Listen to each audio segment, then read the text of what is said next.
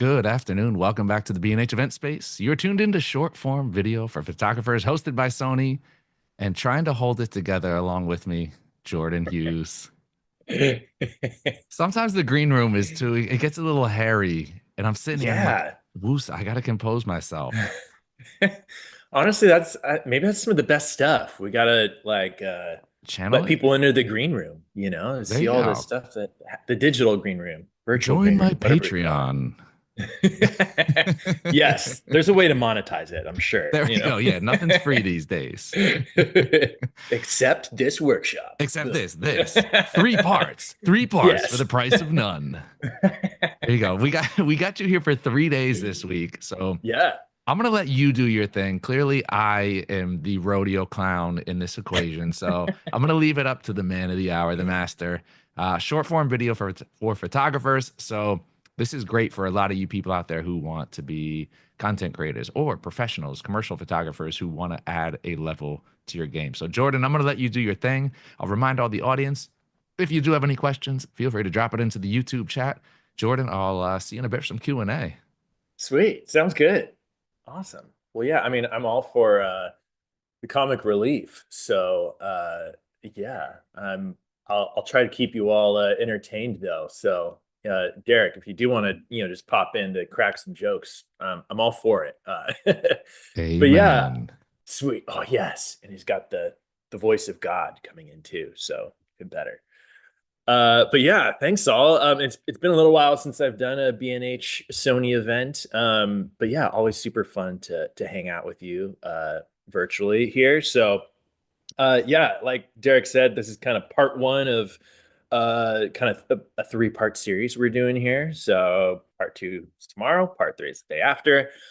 Talking about short form video for photographers. So if you uh, don't know me, I'm sure some of you might who already are, do some of my YouTube stuff or some of my online education. But I do food and beverage photography is kind of the shortest way of explaining it. I very much specialize in kind of the cocktail beverage world, and yeah, kind of got into this honestly through kind of through social media, I guess. Was doing a lot of photography for distilleries, bars, and restaurants and stuff in Portland, Oregon, where I'm based, and started sharing some of the photos I was taking on social media. This was like 2016, 2017 ish. So 7 or 8 years ago now. Yeah, and very much kind of ended up focusing in on being like, yeah, I'm a beverage photographer. I shoot for, liquor brands and bars, and started doing food stuff as well, but kind of went all in on this kind of beverage cocktail focus. And then started sharing kind of resources and education around that, because as I was trying to figure a lot of this stuff out, I was looking at YouTube and forums and all of that, trying to figure out like, well, how do I learn how to capture liquor bottles or cocktails or a glass of wine? And, there weren't a ton of resources available at the time. So just because, shooting, little pieces of glassware and reflective things, it just has its own challenges and nuances compared to just like portrait photography or wedding photography and even food photography. So that's where I started this thing, Cocktail Camera, which is kind of now my social media, my YouTube and Instagram. If you want to find me on there, we are going to do some questions and answers today at the end, I believe. But I always like to tell people, hey, if we don't get to your question, or if there's something you wanted to ask that you think of later, you're always welcome to shoot me a DM on Instagram or comment on something on YouTube. I try to be very engaged on there, just with helping people with their questions. So as we go through stuff today, yeah, just know you can always do that as well. So here's a few just shots of my work. Again, very focused on kind of the cocktail liquor brand world. And like a lot of people, started to get a little frustrated in recent years with, again, having this kind of social media focus with a lot of my clients and a lot of what I do. Again, working for bars, restaurants, liquor brands, and doing all of this photography. And then, just there being more of a focus on video and video content in recent years, largely thanks to things like TikTok and Instagram Reels. And even though social media isn't like the only driving factor when it comes to photography. It's certainly very felt, right? If you're a photographer and you're like, okay, now, if you're used to posting photos to kind of share your work and get your work out there for people or potential clients to see, you're kind of like, oh, well, now I feel like I have to do video. Even for me, like, I feel like sharing, even just with my normal photography clients, whether it's connected to social media or not, I always kind of get this question of like, do you also do video, or can you do video stuff too? And I I was like, since I do a lot of kind of online education now, I was having a lot of kind of students or people being like, yeah, like that's what I'm getting with every client now, is like asking me, do I do video? And it's like, I'm a photographer. Uh, Now I very much do quite a bit of video, but still photography is always for me my focus. It's what I love doing the most. It's what, how I identify myself as, like, I'm a commercial photographer. And it's uh, a little less frustrating now than it used to be, but it's certainly become something that is more and more, uh, yeah, whether I'm talking with a client, or going into a bar or restaurant, maybe trying to pitch my services. They're like, well, can you do reels? Can you do, there's always like this other thing now. And that's where I wanted to talk about today, because I know it's something that's frustrating for I think a lot of us, maybe some of us. But it's something that I think is important to address and to figure out. And as we'll talk about today, I don't think it's something that means, okay, all of us photographers now need to like change our career path or change how we do things. But I do think there's a level of being adaptable and being able to use video, at least kind of in the short form social media world, to benefit you as a photographer. I think there's a few different ways we can do that without necessarily kind of changing how you do everything. So today, again, this is a three-part thing. So today's going to be a lot more nuts and bolts. Just kind of want to warn you a little bit. Me talking, going through kind of some different kind of techniques and some advice, as well as some very practical things like settings and all of that. So I do want to let you know, likely when we have the replay on YouTube here, I'll get the B&H guys a little download link to where if you want to just kind of download all these slides so you can reference the material later, you can do that. You can also obviously screenshot the screen if there's something you want to save, or go old school and just take notes. But yeah, happy to get you any of this info after as well, just for easy reference. So yeah, again, more nuts and bolts, kind of going through some important stuff, but more of kind of the advice and techniques. And then cover the next few sessions, we'll get more kind of in the studio bit, actually shooting some video and doing some editing as well. So but yeah, I wanted to go through a few things today. Now, some of this stuff we've touched on a little bit, but obviously, video content is just obviously a much bigger demand now, largely thanks to social media, as we've talked about. But yeah, shifts in digital marketing, how that works, just the popularity with TikTok and Reels, and just kind of every social media platform seeming to prioritize video content now. And also just, at least for me, a lot of my kind of liquor brand clients who, have worked with me for years for photography are now like, well, yeah, like we love the work you do with stills. We want to be able to now, move into video, just from a data perspective, they're like, we see increased engagement, increased conversions, and just that, it's all about seeing more success. And for them, they're like, yeah, like we need, video in addition to photo. So again, as I said, like that is, frustrating, but I don't feel like it's something that is like, okay, now as photographers, we need to become videographers.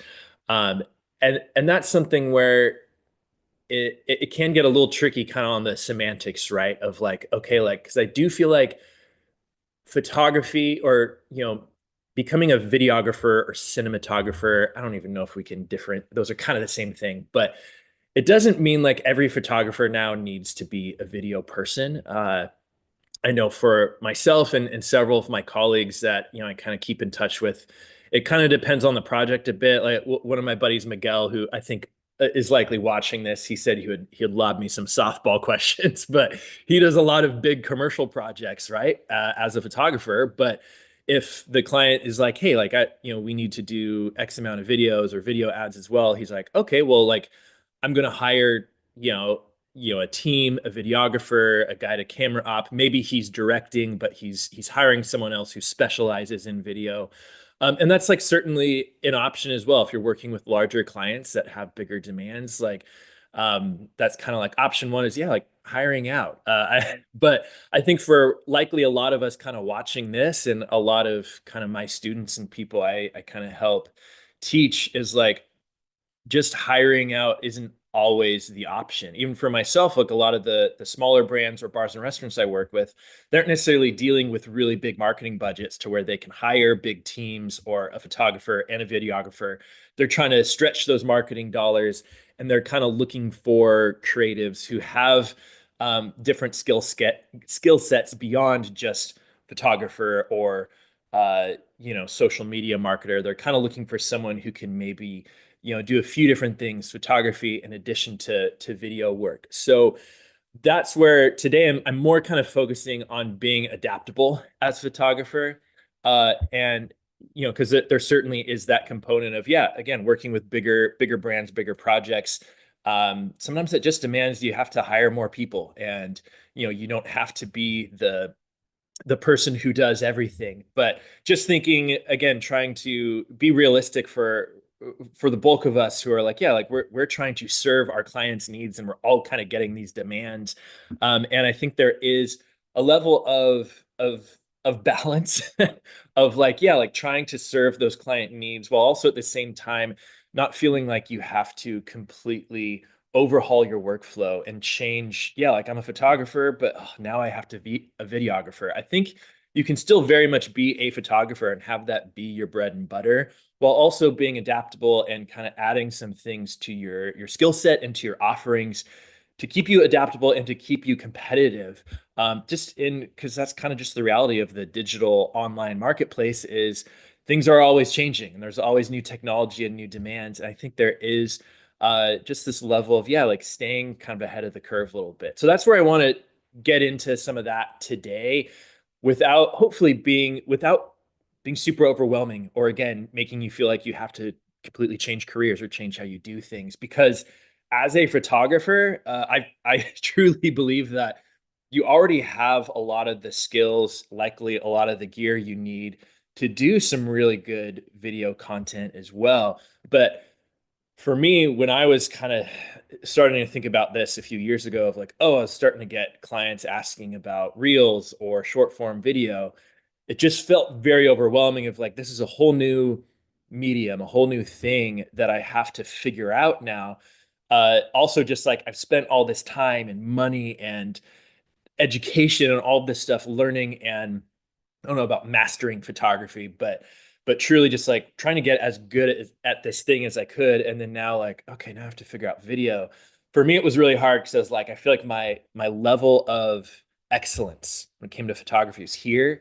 And then starting out with video, I'm like down here. And I was like, well, I don't feel like I can offer my video services to clients if they're used to my photography, but I'm not as good at video. So that's where that was just very overwhelming, because I was like, with video, it's like you gotta learn editing, color grading, audio. There's like all these different elements that just make it very overwhelming.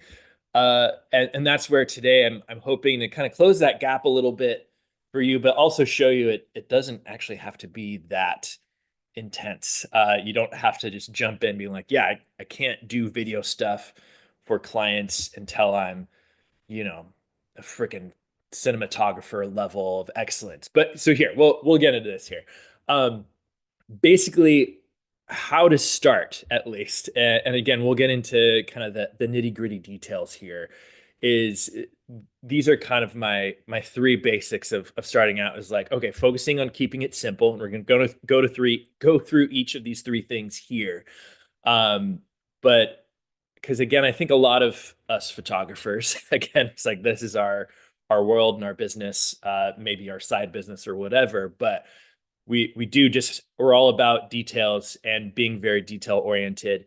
And I think sometimes trying to keep things simple can feel very counterintuitive or very frustrating. But again, we'll talk about this a little more.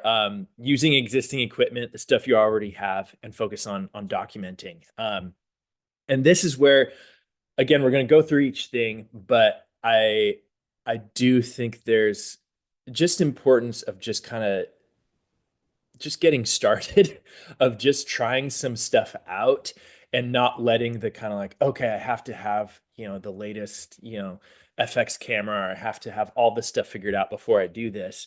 Because very much like when it comes to at least like the social media content piece. Now, again, like, but as I mentioned, when you have clients with big budgets and bigger demands, and that's where I'm like, yeah, like there's a thing where like, yeah, you can't truly do it all. But the reality of a lot of clients, whether that's for me, bars and restaurants to liquor brands, they're coming to me for photography and doing these stills, but they're like, yeah, but we want some sort of movement, some sort of video that they can use for social media. And again, that can get more complicated, but um, it's something that I just so easily overcomplicate, or just kind of like, oh, like again, need to have that level of excellence. But on the most basic level, something that I started doing was just like, yeah, like capturing again, just like my process of, for me, like I'm doing a lot of kind of cocktail shoots, again, for these clients, where it's like it's creating a drink and capturing these stills, but then just getting a few just pieces of motion and a few things that's not aren't necessarily like these highly produced videos, but something that you can at least show movement and so show what you're capturing in a different way. And this is some of the points here where I say, like, don't worry about necessarily capturing audio right away. We are going to get into audio stuff. Um, but there's certain things where you can just focus on really simple elements of, because so much of both photography and video are storytelling.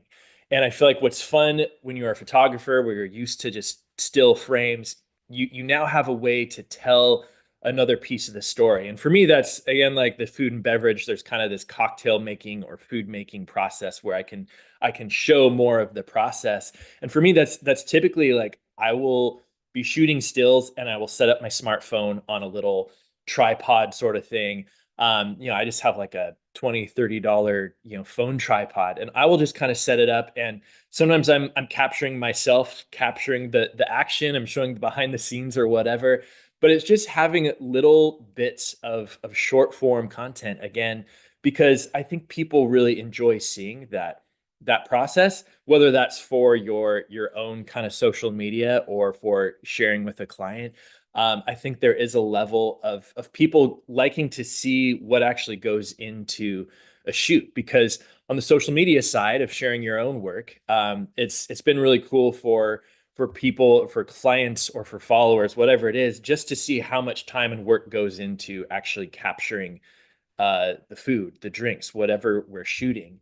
And I know for a lot of photographers I've talked with, they're like, okay, it used to be I could just post some photos of my work, of some of the stuff I've done for clients. Um, but now it's kind of like, oh, I feel like I need to actually put time and work into making actual content, stuff that's like, stuff for social media versus sharing work I'm just shooting for clients, uh, which is kind of frustrating, when you're like, okay, like I can't just post a photo or photos anymore. I need to actually sit down and make like a video. But I feel like just taking like a slight mental shift of like, well, instead of focusing on, okay, I need to make content for my social media, thinking, okay, how can I document? How can I show the process of what I'm doing? And really sharing that, of just like it kind of takes the pressure off of like, okay, I have to create something special for social media, and goes more into just like, yeah, just showing people what I'm already doing. And kind of the storytelling process in that I found to be a lot more freeing, a lot more easy to do, versus just, okay, now I have to come up with 4 videos for the week and sit down and edit them. It's more like, okay, how can I figure out just showing people what I'm doing currently? Um, but again, just keeping it to the simplicity. And again, this is we'll get into what this looks like a bit more practically here in the future sessions here.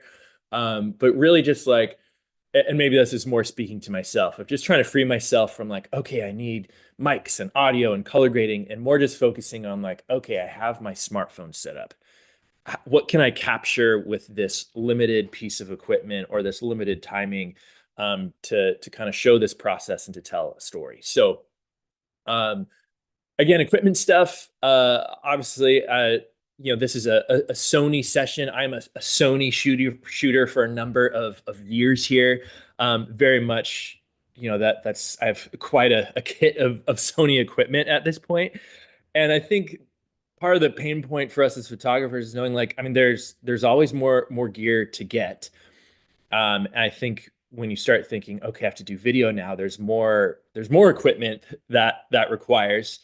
And I'm kind of like, yeah, yes and no. I don't want to be one of those people who's like, gear doesn't matter. We hear that all the time with YouTubers and every kind of online guru, right? So gear obviously matters. That's why we invest in good equipment.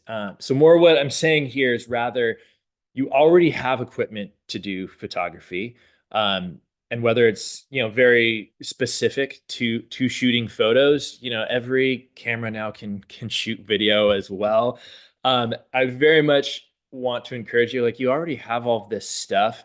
Don't don't start thinking, okay, I have to go get out all these new cameras or new things. Just start with using the stuff you have. Again, for me, like, that was very much just starting with a phone. Even though I had all these high-end cameras, like, okay, almost trying to limit myself a little bit to focus on actually learning the process of telling a story through emotion and through video instead of just still images, because that in itself was a challenge in and of itself.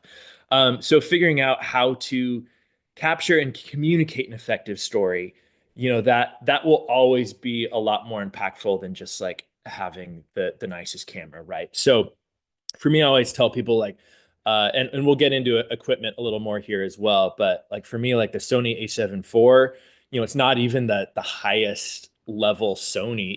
We've got much more expensive, fancier camera bodies now. But that A7 IV, I've used for years at this point for stills, and then started using that for video as well. It's just a great kind of hybrid camera. I don't have any of the A6000 line, but several of my students and friends have been using that. I'm like, gosh, that's a significantly less expensive camera from some of the higher end alpha stuff. And like, yeah, so many of the Sony line, again, this isn't just like, don't me- isn't meant for this to be like super salesy, but truly just like, yeah, like the Sony lineup has such a big variety of different camera bodies at different price points that are really exceptional for photo and video. So again, just wanting to encourage you, like, whatever you are using for photo, chances are that's going to do probably more than enough than what you need to start doing good short form video, truly.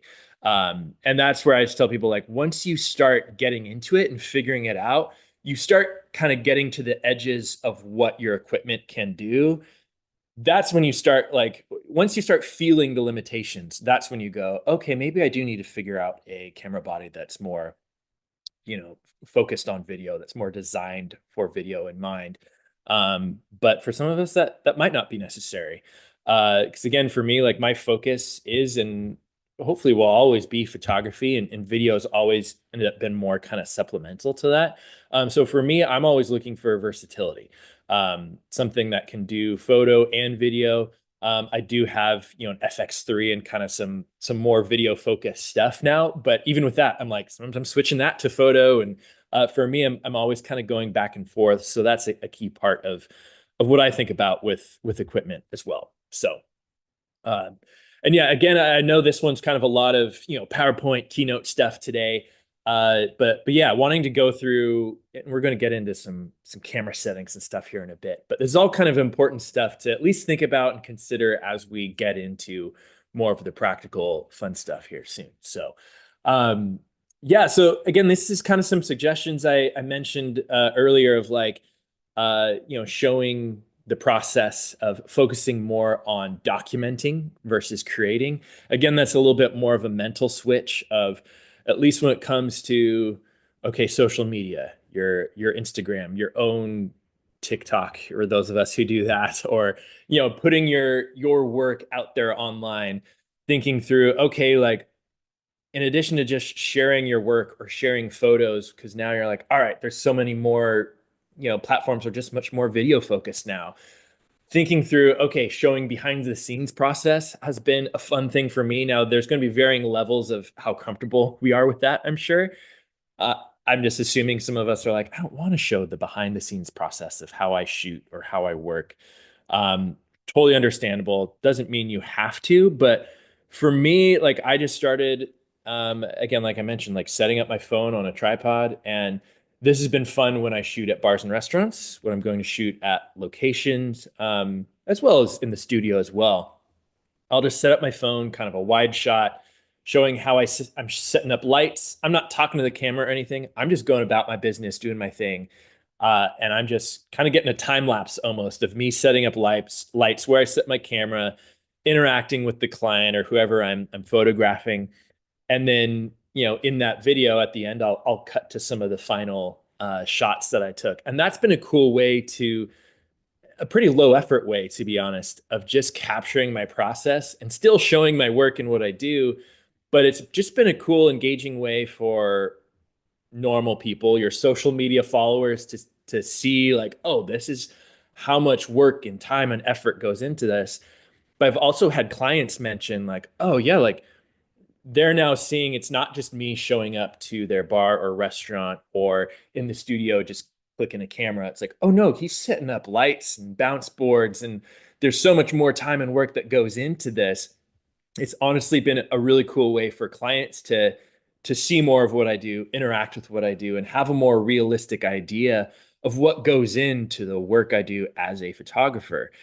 And again, it's like it's not like I'm putting in this super high value production video, but it's something that is, again, fairly low effort. I'm setting up my phone, hitting record, and just doing my thing. And I am doing some editing later, but that's just like I feel like an easy win. Again, if you feel comfortable showing more of your kind of behind the scenes process. Yeah. And then also expanding on, how you highlight and how you capture your existing subjects. For me, that's kind of food and beverage, photographers, chefs. For you, maybe that's, I don't know, whatever your subject matter is. Video is just now a new way of showing that subject matter. Um, for some clients, it might be a more compelling way. It might just be a different way of seeing, what you shoot and what you photograph. And again, it's just like looking for different ways to highlight it and to show off what you are interested in. And that's where I know there's kind of these two sides to it, right? Of, there is this, the stuff you put on social media just as your organic content versus, a client asking you to do video for them. There's kind of a difference there, right? Where I can set up my phone and post whatever versus a client asking me, do you do video stuff? They might not necessarily mean, on shot on your iPhone sort of thing. So that's where, if as clients start asking you, do you do video? It does kind of beg, the question or more questions of like, well, what do you mean sort of thing? And that's where we are going to get into both a bit, where there's the organic social media stuff that you just put out, but there's also, the side of, well, what exactly does a client want? And how do I produce maybe a higher end video versus just something shot on my phone where it's a little more complicated than just hitting record, right? So that's where I do want to get into, some of the more nitty gritty camera settings, some of the things you should know, whatever you're shooting on, whether it's one of those, A6000 cameras, it's a little APS-C sensor, or you're shooting on an alpha camera or an FX or whatever you're using. It's not necessarily just for Sony shooters here by any means. This is all settings that are just important to know when it comes to doing video regardless. So, and again, probably tomorrow we'll get more into actual equipment and gear and getting into that and actually using it. So this is kind of the stuff of some of the camera settings, and this is the stuff that you might want to screenshot, or again, I'll kind of make these slides available for download if you're watching the replay or something, so you can at least have this for reference. And and this is kind of, starting points for you too, of just understanding, what settings you need to be aware of, and how to use them properly. So frame rate is a good one to start with. I'm assuming, again, as photographers, you're all kind of, understanding of, exposure triangle, aperture, shutter speed. You have all that kind of figured out. This is more video specific settings. So frame rate, or FPS, is frames per second. So very much this affects just how your video looks. 24 frames per second, or 24 FPS, that is kind of your cinematic standard of just shooting a video. Let's see, if I think my webcam is shooting at 30 frames per second. So kind of hard to show an exact example on a webcam necessarily, but 24 frames per second is typically what I'm shooting at anytime I'm capturing someone who's talking. Any sort of footage that's basically not B-roll, something I don't have to slow down or speed up, or 24 frames per second gives you kind of this cinematic look where there's going to be some motion blur. Like if someone's waving their hand sort of thing, with 24 frames per second, there'll be like a slight blur between frames, versus 30 frames per second. That's kind of more standard just on social media. I think this is 30, where like you're not actually seeing any motion blur. Again, this might not be an accurate depiction of what I'm seeing on my screen, but that's kind of your standard of shooting 24 to 30 frames per second for just normal footage. And then the only reason you'd go higher, not necessarily the only reason, but generally for B-roll, anything where there isn't someone talking, that's something where I'm like, I might want to slow it down, make it look a little more cinematic. You want to use a higher frame rate. So 60 frames per second, that's basically, twice as many frames if you're shooting in 30 FPS. So that's every second of video, your camera is going to be capturing 30 still frames. So twice as much data. So with that, you could slow that down by 50%, and it's going to look, a little more cinematic. Again, great for B-roll. I really like shooting in 120 frames per second, because with that, again, you're capturing 120 still frames every second of video. So it's a lot more data. You're going to use up, you're going to fill up those cards a lot faster. Generally, you need a camera that does have a little more oomph to it, and that's where you might run into some limitations with some less expensive cameras, where they might not be able to shoot at 120 frames per second. But at 120, you can slow down 5x, and that gives you the really smooth, buttery slow-mo that I do a lot with my cocktail and food video stuff, because you just get this really nice cinematic look. So again, those are just kind of, I don't even have 120 on there, but at least for starting out, 24, 30, or 60 frames per second, most cameras should be able to handle those. Even your smartphone, I think, depending on your smartphone, can do 120, maybe with certain limitations. But again, in general, stick with 24 frames per second to 30 when you're shooting just someone talking, an interview, anything that just you aren't going to want to speed or slow down the footage. And then you want to go a higher frame rate if for shooting B-roll in general. So this is another important one that relates to frame rate, is the 180-degree rule. And this involves basically, like, you want to think of your frame rate, and this is where we kind of get a little nitty gritty. So stick with me here. But if you're shooting at 24 frames per second, you will need to adjust your shutter speed to be, twice that number. So you'll want to shoot at 1/48. Most cameras don't have that ability to, so usually 1/50 is kind of the closest thing. Same with like 30 frames per second. You want to shoot at 1/60. So you do need to set your shutter speed in accordance with your frame rate. Otherwise, things tend to look a little off. I put on there, shutter speed. If it's too high, motion can look too sharp and unnatural. That's where I say it starts to look like a soap opera. Not that I watch a lot of soap operas, but sometimes when you watch soap operas or you see them in the background, like, a deli or whatever, they just have this very sharp, unrealistic look. So that's where, like, you don't want it to be too high, but also too slow of a shutter speed. It just starts to look too blurry or choppy. So that can be tricky. That kind of throws off your exposure triangle understanding a little bit, because you're like, all right, if you want to shoot at 24 frames per second, it's a fairly slow shutter speed to shoot at 1/48.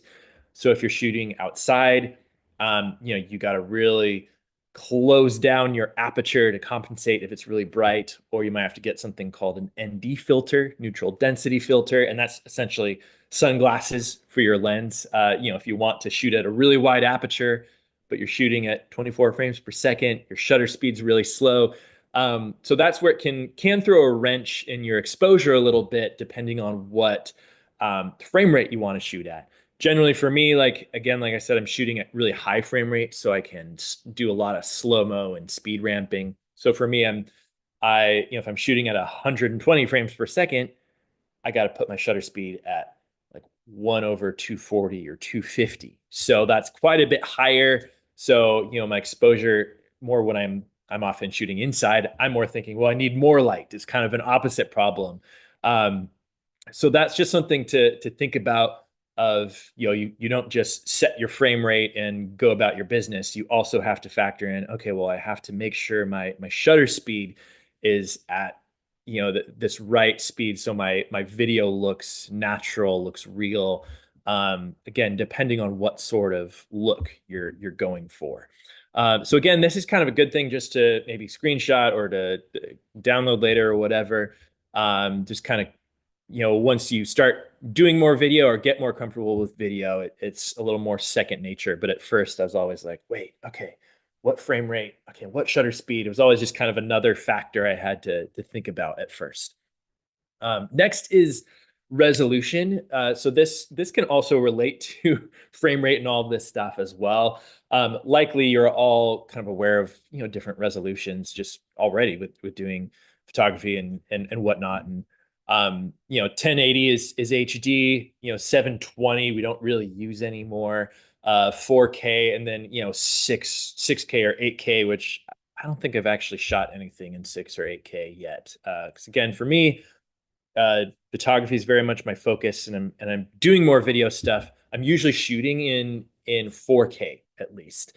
But something to think about here is for some cameras like the A7 IV, like I mentioned, that I use a lot, you can't shoot at 4K resolution at 120 frames per second. So I'm kind of throwing around numbers and stuff here, but if I want to shoot at that really high frame rate to get that really smooth, buttery slow-mo on the A7 IV, I have to lower my resolution to 1080, which isn't a bad thing. So I'm like, yeah, like 1080, it's lower resolution 4K, but for a lot of social media purposes, it's in 1080 already. So I'm like, all right, I can lose a little bit of resolution. I can set my camera to 480 to get a few shots in 120 frames per second.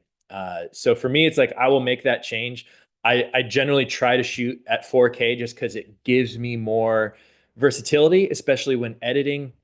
Like I mentioned here, if you're shooting in 4K and you go to edit it, you can crop in without getting it all pixelated, especially if you're making this for a social media thing. Like you just have so much more data to work with. It allows you to kind of crop in or zoom in and zoom out.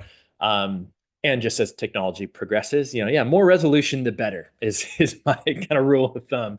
But there's also within reason, because you don't have unlimited storage or whatever. So I generally am trying to shoot everything in 4K, but if there's a shot that's really going to benefit me to be able to shoot at a high frame rate and get 120 frames per second, I will lower my resolution to allow me to do that. So that's something to consider if you have, the A7 IV is a fantastic camera, but if you want to shoot at 4K, the highest frame rate you can shoot at is 60 frames per second, which is still high and still slow stuff down. But if you really want the highest, 120, then cool, you have to make some adjustments. So with a lot of those cameras that are at that level, or again, I don't actually use the A6000 line, but I'm sure there's a certain level there where if you want to use a higher frame rate, you might just have to lower the resolution a bit for that specific shot. So that's something to think about at least.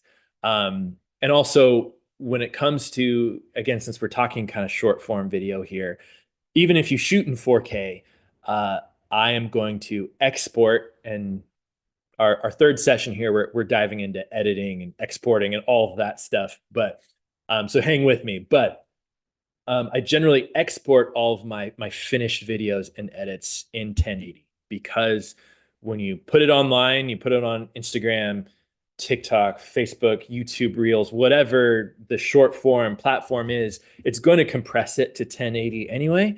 So if you try to upload a 4K video, it's going to compress it, and sometimes the compression's fine, sometimes it just ends up looking like crap. So that's where, in general, even if I'm shooting in 4K, or if you shoot even higher, like, I would export it in a lower resolution just to make sure at 1080 at least, just so you aren't, handing that over to a social media platform to compress, and often ends up looking not very good. So again, we'll talk about that a little more specifically when we get into editing, but wanted to mention that here. And almost done here. I do want to open this up for questions here in a second, but I did want to at least touch on audio, because that is another important part of video. That there's some other things we could talk about here, but again, I don't want to overwhelm you with just a ton of things, because as you all are aware, and as we've mentioned too, it's like there is so much you could dive into with video stuff. Something I've kind of been trying to learn about is color grading, where it's like there are whole careers and people who specialize just in color grading video.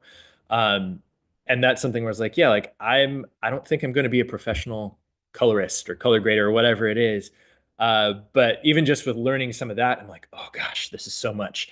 And there's a certain level of like, okay, like I want to know enough to be effective, but um, trying to kind of protect my own perfectionist mind from being like, no, you don't have to master all this stuff. And I want to say that with audio too. Like, there are people who are just professionals who are specialized in audio, and don't feel like you have to figure out all of, the every little piece of every little thing, but rather just knowing like, okay, here's what you can do to be effective on some of this. So audio is something where I think starting out, I'm like, try not to worry about it too much. Like I said, like, you can tell a great story just with a few video clips and do a song overlay or whatever. Social media gives you a lot of kind of options to play with, but audio is something where you can fairly easily uh, figure it out and use it in an effective way without having to get too deep into the super nitty gritty. So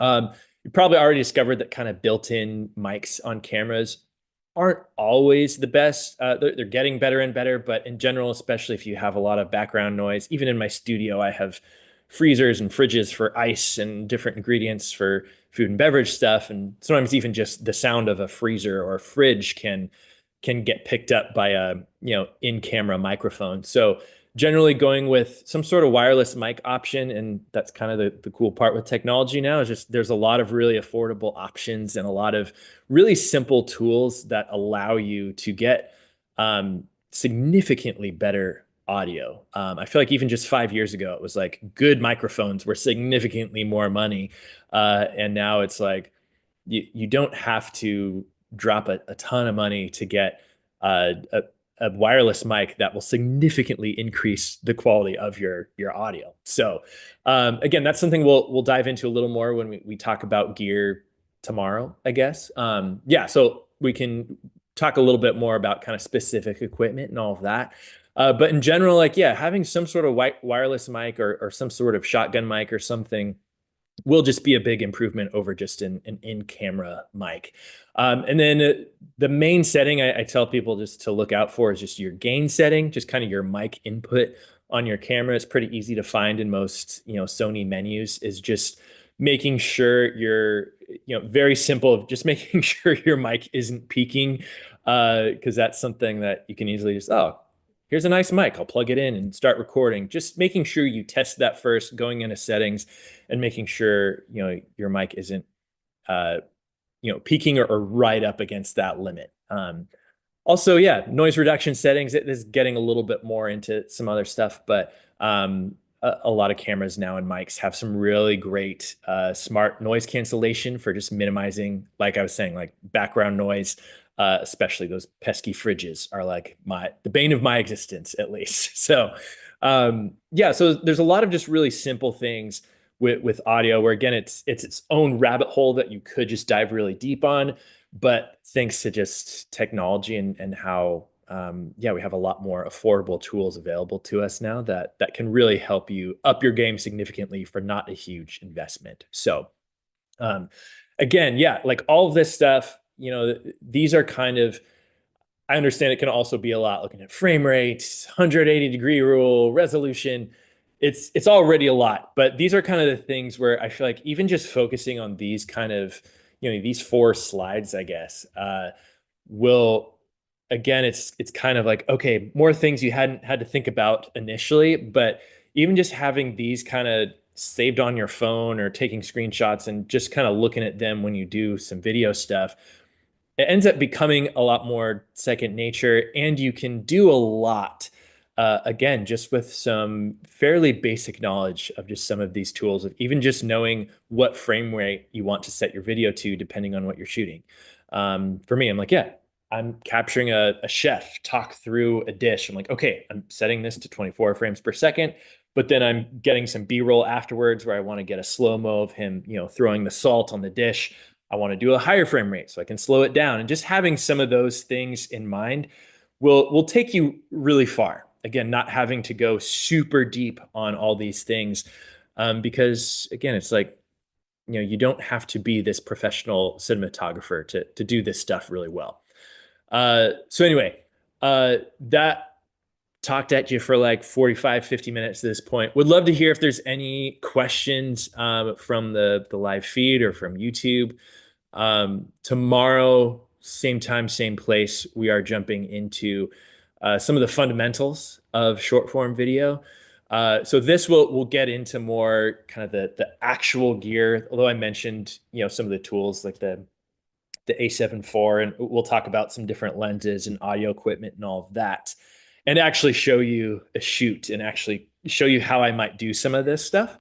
So that'll be really fun. So make sure you tune in tomorrow, and I know we'll have the replay on the B&H feed as well. But that'll be fun, and you know we'll get a little bit more practical into just showing you how this stuff works. But yeah, for now, Derek, if you're still with me, the voice of God, if there's I am any back. questions you saw pop up, I'm all ears. Yes, we're going to open it up to Q&A. I do want to throw some shout outs out because I always love to see, it's kind of cool, the age we live in where you can have people watching live from all over the world. So Maturi, I hope I didn't butcher that, watching from Nairobi, Kenya. New Wow. Dawn, Nia joining from Long Island. Just call me Sando. Says, loving this talk. Thank you. Holy City Handcraft. What's up, Jordan? Big fan over here. Givaldo from Bahia, Brazil. So we got people checking in from all over the world. I think that's super cool. Yeah. But let's dive into the questions here. A lot of great information there, Jordan. Holy City Handcraft is asking, what microphones do you recommend? Oh man, gosh. Well, that's also my buddy I mentioned in the beginning who does a lot of commercial video stuff. So thanks for the softball, Miguel. I'm just gonna, you know, call you out. But yeah, I mean, I use a few different. I forget the exact. Again, I'm not trying to just be, you know, Sony guy, but I do have a like a hot shoe mic I use on the Sony, but I can't remember the exact like model number on it, so it's not super helpful. But I can try to pull that up here. Something I use for wireless mics, I use several of the DJI options. So DJI has a great, I think I have their wireless mic 2, which you know has a little charging case, kind of like your AirPods would have. Has a receiver, a wireless receiver that also has a great adapter. I think specifically for Sony cameras too, where you can it doesn't have any cables, so you can just plug it. You can just put it right on your hot shoe on your Sony camera and have 2 different wireless mics. So you could, you know, have one on a subject, one on the interviewer, 2 different people. That's one I use a ton for a lot of my videos. DJI Mic Wireless 2. And then I think they just came out with the mini where it's like really, it looks like a button for a wireless mic. So those are ones that I use a ton in addition to, again, the Sony one. I can't remember the certain combination of letters and numbers on there. But Awesome. Going over to yeah, the video side, Jordan, and Holy City Handcraft said, I think you have the Sony ECM S1. Look that's at the one. that. And I'm Yep. going to shout out Perfect. Charleston, South Carolina there. Hey, Holy City perfect. Handcraft there. So look at that with the save. I love this. We get That's virtual the saves in one. real time. Yeah, love it. Yeah, that's where it's like when it's always just like a combination of letters and numbers. I'm like, it's the A B C D F G too, like Sounds about right. You're not, you got a 50-50 shot nowadays. Yeah, yeah, yeah. Question came in from Artsy. It says, great session. Do you generally shoot in manual mode or shutter or aperture priority? They're shooting with an A7 IV. Nice. Yeah, I'm usually shooting in manual mode. 'Cause again, for me, I'm mostly shooting indoors. We're shooting food and beverage stuff. I'm either in the studio or in a bar or restaurant. So with that, it's like I usually have pretty consistent lighting, or I bring a light in. And again, we'll get into a little more of this tomorrow of kind of the lighting I use and all of that. Um, but yeah, so generally I'm shooting in manual, and yeah, just setting all of my exposure accordingly. Yeah, I think that's kind of what I'd recommend, to be honest. Just sometimes you don't have as controlled of an environment, so you might want to do something that's aperture priority or whatever. But it's always tricky with video because lighting can shift and all of that. So anytime another if lighting changes, or if the sun goes behind a cloud, or there's different color temperature in a certain environment, you might have to change certain settings. So for me, I'm usually shooting in manual so I can quickly change stuff if I need to. But yeah, tomorrow we'll talk a little bit too about like I'm also generally shooting in manual focus. Uh, Sometimes autofocus is helpful, but again, anytime you have something on auto, sometimes your camera is going to guess, and it's going to guess wrong. So uh, I am just a little bit too much of a control freak too, where I'm like, yeah, I want to be able to tell my camera exactly where to focus and exactly what exposure setting it should be at, instead of relying on a guess. And for the most part, like those auto settings do really well. But there's always like that 1 or 2 seconds where it gets it wrong, and I'm just like, Uh, darn. So well, especially sometimes when you're just repurposing a clip and all you need is 2 clean seconds. And yeah, even if you get like focus breathing or you just get like a little woo woo and it's yeah, in and out and you're like, it just ruined. It's right at the wrong part and I can't use that clip now right, because it just had a yeah, little bit of a focus yeah. stutter. And that's like a big pain with video, which I feel like you don't necessarily think about with photo, is like auto white balance. I hate having a clip if I leave auto white balance on, because you're like the camera might adjust like, oh, it'll make it warmer when it doesn't actually need to be warmer. So it'll just be like a split second where it gets kind of orange and then it bounces again. I'm just like, You're sitting there and it's just darn, like, yeah. oh wait, hold Yeah, on, yeah. what Right. happened? Totally. Yeah, with stills, you're like, yeah, you just take your dropper and you adjust the color temp, no problem. But with video, it's like every second, you're Yeah, getting 24, at minimum 24 still frames. You're like, trying to go in and fix that, it just gets kind of a headache. So yeah, so that's another one where yeah. it's like, yeah, maybe don't do auto white balance for the most part. There's some situations where you just have to go auto and kind of hope for the best, but whenever I can go manual, I'm going manual on most things. Yeah, that's a great call out. Auto anything really. It's like it makes it so tough on video where it's like you said with Yeah, stills, if I get it wrong, I can get it right on the next frame. Or if this frame's right. out of Yeah, focus, I might have the next frame in focus. But with video, it's like you have a 5 second clip and you need all 5 seconds. And if it goes out of focus for a quarter of a second in the middle of it, the whole clip is yeah, yeah, busted. So totally. what about color profiles? I mean, we're talking short form. So Yeah, do you even dive into like shooting in a log or a log two or a flatter profile and do editing, or are you just right. really getting it? Like I'm like I have no color profile on here. This is what you see is what you get. You Yeah, lay it yeah, right. The colors look decent. Are you totally. just using that mentality for short form? I am. Yeah, and that was one that I I wasn't sure if I'd include just because like this kind of feels like another level up. But yeah, it's like uh a lot of us will see like a log or an S log profile where yeah, if you don't know, that's typically shooting on like a flat color profile, right? Where everything looks kind of just flat and grayed out almost, and then you're doing coloring later.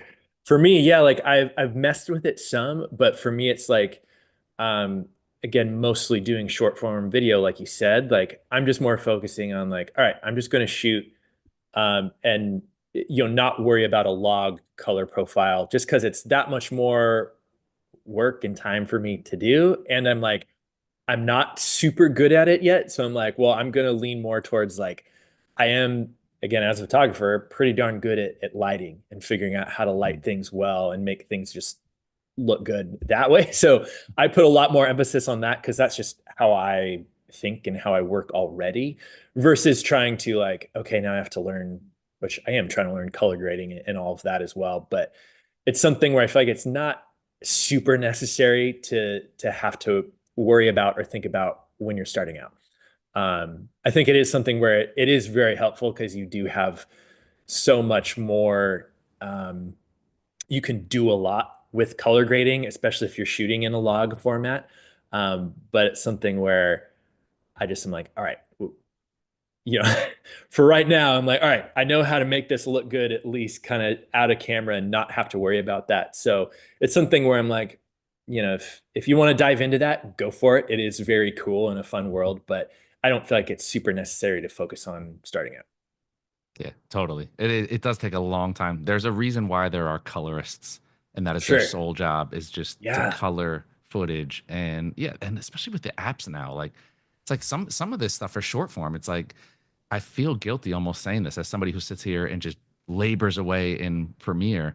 It's like people use CapCut, and it's like, Yeah. who's the smarter one when you're spending a Right. tenth of the time that I'm spending to just upload something and be able to cut it on an app rather than going in Right. and I manually color grade Yeah. it, and it takes 5 days because you can't get your colors right. So Right. Yeah. Because short that's where it's form, like there's LUTs, basically a preset like you would in Lightroom sort of thing, but it's for your color in video. So it's like I feel like even people who shoot in log half the time or more than half the time, they're like they have the LUTs they want and they're just applying those and maybe making small adjustments. And mhm, so and that's where it's like again, it's like it gives you more options, right? So if you want to learn that and all like that's cool, but even I think even the people who do shoot and log, they have their presets, they have their shortcuts too, So yeah, if you have a shortcut on the front end, then that works for you, and you have an app that you can apply color presets really quickly and easily without having to worry about a color profile. Then I'm like, cool, you're doing the same thing anyway. If it works for you, then it works. So yeah. We had a good question come in from Carl. This is probably the one area that is, a lot of stuff translates from still to video, except for the exposure triangle. It functions completely differently because it's moving video. right. You're taking multiple frames. So Carl asked, if you shoot in a dim light where you don't really have control of the lighting, do you adjust the shutter speed or ISO, even if your shutter speed would be below, i.e., shooting 1080p, 160th, Mm, changing it to 130th right. to get more light? We're in Yeah. the weeds now. Right. I know. No, it's tricky. Generally, like, yeah, because I will shoot in low light fairly often. I generally will. I'll try to adjust shutter speed last, just because I'm trying to maintain that kind of 180-degree rule thing. So yeah, it's like generally I'm opening up that aperture as wide as I'll go and pushing the ISO. So that very much kind of depends on what you're working with, what setting you're kind of willing to sacrifice, right? As you would with photo. Yeah, for me, it's like I'm often doing video stuff now on like the FX3, even the A7 IV, like pushing that ISO, like you can push it pretty far and not have it be super grainy. Um, so I typically try just like not to drop that shutter any lower just to maintain that thing with the frame rate. But yeah, sometimes it's like you have to do what you have to do to get the shot, right? So Yeah. I also try to lean into like, hey, like grain's cool now. So, push ISO that ISO, 10,000. yeah, yeah. Yeah, and that's where yeah, I could probably if I have one in arm's reach right now, but I've also just gotten used to like having even just small lighting tools on me too. Like I Mm, have a lot of the little Nanlite Pavo tubes. Like I have the ones that are like, 12 inches. So they're mm. like this big. I could almost fit it in a shirt pocket, it would stick out, but like a little lightsaber sort of thing. Those things I like will always have one or two on me.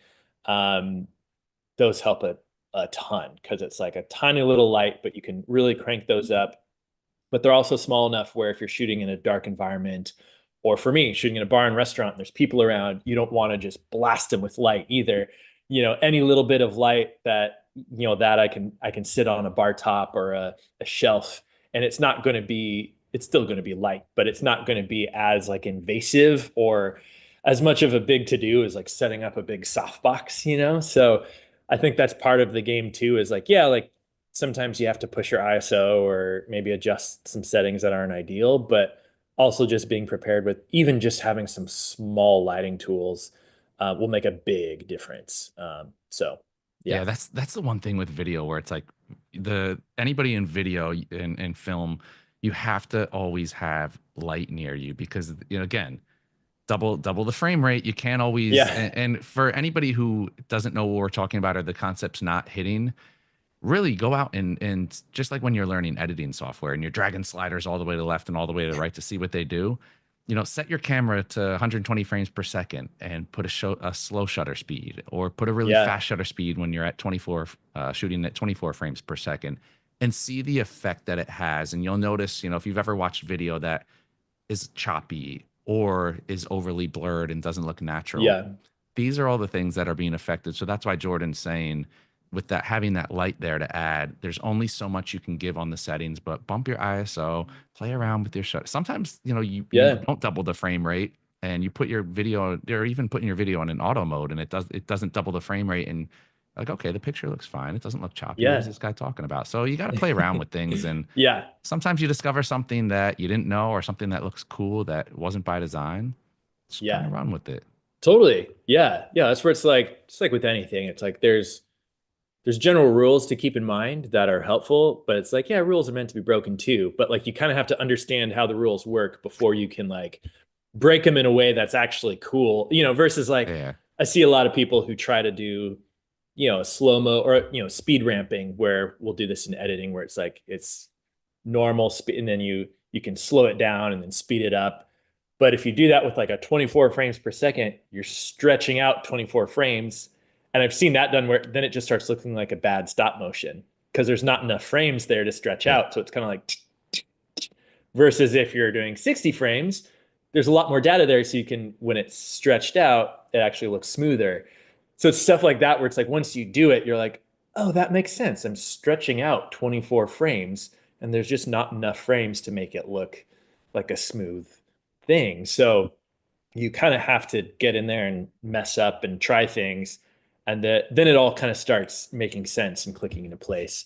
And then, yeah, like you said, it's like, even if you're doing something that's against a rule or whatever, it's like, well, that's some of the cool stuff. Like that's some of the fun stuff is just like, yeah, You never know. You never know when the like, next totally. great thing, or you kind of Yeah, create your own style by doing something that was a little sure. bit. But yeah, you're totally right. You gotta learn what you can bend, what you can't, why even not even what you can and can't, why you're doing it. Why am I doing this? Yeah, Why am I making this, taking this rule and bending it? sure. So, Jordan, a lot of great information. You broke it down simple. I love that you didn't even include like we're not even going to include 120 frames. Just film everything in 120 and put Yeah, cool yeah. music behind it. Yeah, yeah. It's the And secret. that's where I'm like, hey, film it all in 120, then it's like, all right, it's going to be way too slow. So And you're gonna be filling up. You're gonna be like, why did I just fill up like a Yeah, 128 gig card and 3 clips? right. Yeah. So, yeah, it gets it's the other aspect too is like, yeah, you you start valuing your storage a lot differently when you start Oh doing more yeah. video stuff. Oh yeah. Do you go in? How much do you game plan? I'll make this the last question. I know we're going went a little over time, but how much Oh, do you game okay. plan? I mean, normally video you have to kind of have a plan. It's not like, hey, I'm just gonna go out and take some pictures and all I need is two or Sure. three. For your video for short form, are you really drawing up a script? Are you drawing up a shot list, or are you just kind of you have a general idea and you just go with it? Yeah, I mean, for me, thankfully, like there's a lot of similarity with stuff I shoot. Like when it comes to cocktails or food, it's kind of like, all right, you're following a bartender or chef, or now I kind of know like, all right, they're going to be adding this ingredient or they're firing this. Like I kind of have like a template of like a storyboard Okay. just from shooting what I normally shoot. Yeah, if there's something where it's you always have to kind of have some sort of plan though. So that's where I'm like, generally if it's for a client, it's like, yeah, we'd want to actually kind of map things out a little more. But for me, it's more like I kind of have the the little action pieces or the little moments that I know, like, all right, I want to make sure I capture this. So I kind of have like these things already just kind of mentally planned out. um so yeah, having some sort of plan is very helpful, but it's also something where um I'm also like, yeah, like you kind of figure that out as you go. Like there's certain things where I'm like, just capture the thing, the wedding, the wildlife, whatever, and as you go, you kind of start figuring out like, oh, like this is the moment that I really want to highlight, or this is the thing I really want to make sure I have focus set in a certain way, or so for me, it's like oftentimes with cocktails, it's like, yeah, the bitters, it's like a little dash of liquid and it's literally like and it's over. So I'm like, well, for that, I really want to make sure I'm shooting at a high frame rate. I can slow it down. I can get at least so people can see what's happening there, and then speed ramp out of it or whatever. So it's stuff like that where it's like it's kind of very specific to whatever you're shooting. And kind of once you get into it, you're like, yeah, there might be certain things that are really quick and you're like, all right, I'm going to have to shoot this a certain way to make sure I can accurately communicate what's happening. And I feel like it does just come down to like, yeah, you kind of have to just get into it and start shooting to start figuring out what those moments are for whatever you're capturing. Totally. Totally. Great advice here. Great start to the Sweet. series, Jordan. You've made that was nice and like palatable and bite sized. And I think Oh, sometimes, sweet. I hope especially so. for Yeah. video, yeah, no, totally. It's because still photographers, when you get into the video world, it's almost like a whole nother world. And it Yeah, isn't sure. easy to transition sometimes. So you made it very, very, very palatable for everyone. I hope our viewers out there got as much out of it as I did. Again, thanks to everybody out there in the YouTube chat for piping in. We always love to hear you guys engaged. So we got two more Yeah. parts to this coming this week. A huge thank you, of course, to Sony for hosting and Jordan for returning to the platform. I didn't push him away, so it's always a good thing to be grateful Never. for. Awesome. Jordan, I will see you in the green room tomorrow for more Sweet. antics, more fun. And to all of you, another edition of the B&H Event Space now in the books. Catch y'all next time. Awesome. Thanks, all. Thanks, Jordan.